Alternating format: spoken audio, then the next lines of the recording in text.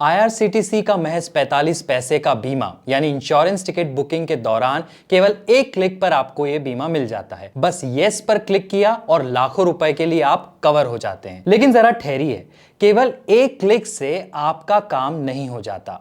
Yes करना मतलब आप कवर हो चुके हैं, इस भ्रम में मत रहिए। IRCTC से क्लेम लेना इतना भी आसान नहीं है। तो फिर सही से और बिना परेशानी के क्लेम कैसे मिलेगा, इसके लिए क्या ध्यान रखना होता है, यही आपको इस वीडियो में बताएंगे। नमस्कार, मेरा नाम प्रतीक वाघमारे और आप द इकोनॉमिक टाइम्स हिंदी देख रहे हैं। आगे बढ़ने से पहले एक जरूरी बात, आप ईटी हिंदी की वेबसाइट पर आकर प्राइम सेक्शन पर क्लिक करें, जहां पर आपको कई सारे इन्वेस्टमेंट आइडियाज, एक्सक्लूसिव इनसाइट्स मिलेंगे, वो भी चार्ट एक्सपर्ट्स के हवाले से। आपको स्टॉक्स का सही आइडिया हमारी वेबसाइट को सब्सक्राइब कर मिल सकता है, तो एक बार हमारी प्राइम सेक्शन को आप जरूर चेक करें। अब आते हैं IRCTC के क्लेम प्रोसेस पर। एक RTI के मुताबिक IRCTC ट्रेवल इंश्योरेंस के कई क्लेम सेटल तो होते हैं, लेकिन एक बड़ी संख्या में क्लेम रिजेक्ट भी हो जाते हैं। RTI के जरिए सामने आया है कि 2016 से 2018 के बीच IRCTC से जुड़ी इंश्योरेंस कंपनियों को कुल 206 क्लेम मिले थे, जिनमें से 72 क्लेम रिजेक्ट कर दिए गए,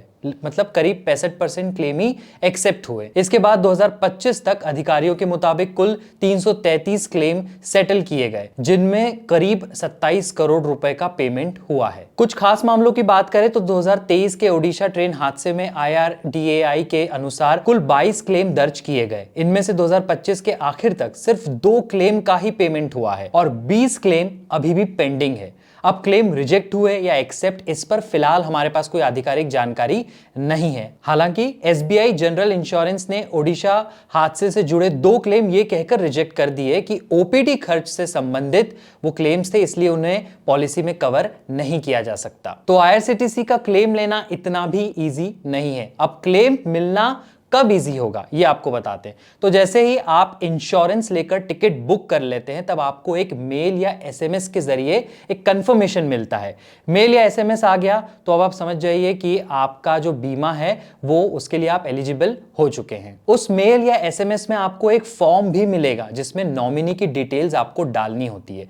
ये काम कोई नहीं करता, इसकी वजह से ही ज्यादातर क्लेम कंपनी रिजेक्ट कर देती है। हालांकि अगर नॉमिनी का फॉर्म आप भरना भूल गए तो भी आपके कानूनी वारिस को कुछ मामलों में क्लेम का पैसा मिल जाएगा, या कानूनी वारिस खुद भी उस पैसे को क्लेम कर सकता है, लेकिन उसे साबित करना होगा कि वो कानूनी वारिस है। अब यह प्रक्रिया काफी लंबी हो जाती है, इसलिए बेहतर यही है कि टिकट बुक होते ही जब आपको SMS आए, मेल आए, तब आप नॉमिनी फॉर्म को भर दीजिएगा। यही सबसे बेस्ट तरीका होगा। बता दें कि 45 पैसे देकर 10 लाख रुपए तक बीमा आपको मिल सकता है। मृत्यु होने पर पूरे 10 लाख रुपए मिलेंगे।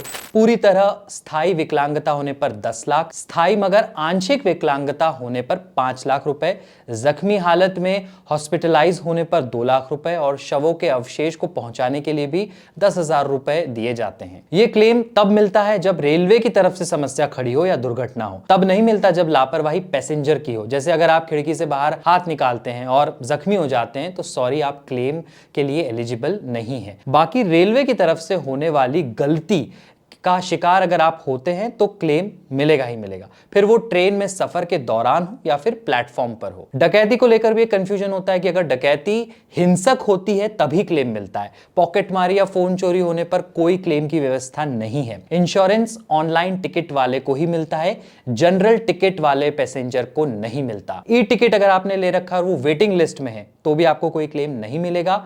RAC है तो आपको क्लेम मिल सकता है। इस वीडियो को हमारे लिए एडिट और शूट किया है विवेक यादव ने। आप देखते रहिए ET प्राइम। नमस्कार।